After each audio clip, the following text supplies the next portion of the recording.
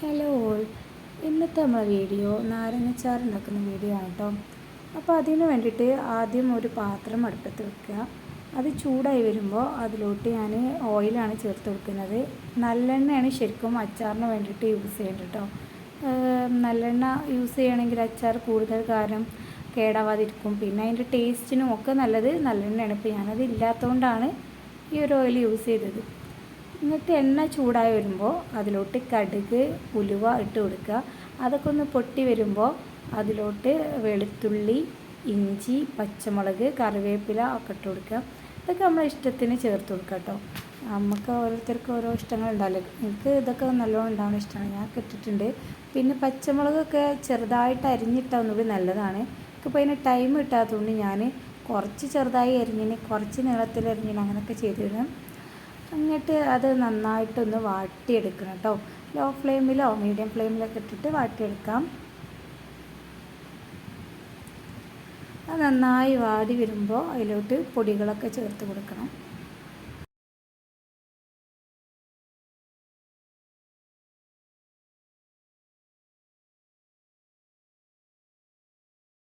അപ്പോൾ ഇവിടെ നന്നായിട്ടെല്ലാം വാടി വന്നിട്ടുണ്ട്. അതിൻ്റെ കളറൊക്കെ ഒന്ന് ചേഞ്ചായി ഒരു ഗോൾഡൻ കളറായിട്ട് വന്നിട്ടുണ്ട്.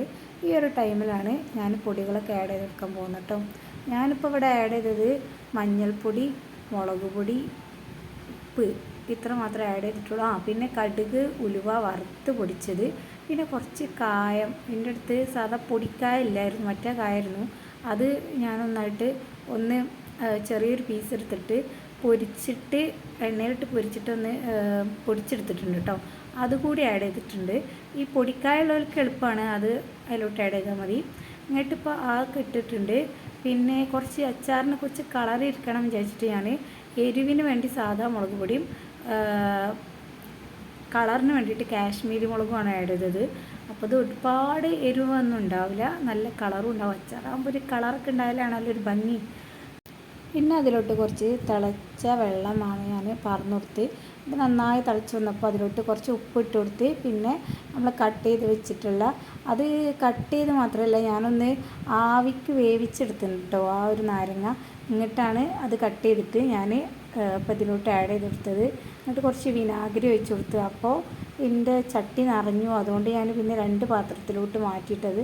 എന്നിട്ട് പിന്നെ അതിലോട്ട് കുറച്ച് ഒരു ഭയങ്കര പുളിയാവുമല്ലോ, അപ്പോൾ അതൊന്ന് ബാലൻസ് ചെയ്യാൻ വേണ്ടി കുറച്ച് പഞ്ചസാര ആഡ് ചെയ്ത് കൊടുത്തിട്ടുണ്ട്. നിങ്ങൾക്ക് ആർക്കും താല്പര്യമില്ലെങ്കിൽ പഞ്ചസാര ഇടേണ്ട. എനിക്കത് ഒടുക്കത്തെ പുളിയാണല്ലോ ഈ അച്ചാർ, അപ്പോൾ അതുകൊണ്ടാണ് ഞാൻ ഷുഗർ ആഡ് ചെയ്തത്. ഇനി ഉപ്പും പുളിയൊക്കെ നോക്കിയിട്ട് കറക്റ്റ് ആണെങ്കിൽ ഫ്ലെയിം ഓഫ് ചെയ്യുക. അപ്പോൾ ഇത്രയൊക്കെയാണ് ഇന്നത്തെ വീഡിയോ. ഈ വീഡിയോ നിങ്ങൾക്ക് ഇഷ്ടമായിരുന്നെങ്കിൽ ലൈക്ക് ചെയ്യുക, ഷെയർ ചെയ്യുക, സബ്സ്ക്രൈബ് ചെയ്യുക. സബ്സ്ക്രൈബ് ചെയ്താലേ ഞാൻ ഇടുന്ന മറ്റുള്ള വീഡിയോസൊക്കെ നിങ്ങൾക്ക് കിട്ടുള്ളൂ. അപ്പോൾ നെക്സ്റ്റ് വീഡിയോ ആയിട്ട് വീണ്ടും കാണാം. അതുവരെക്കും ബൈ.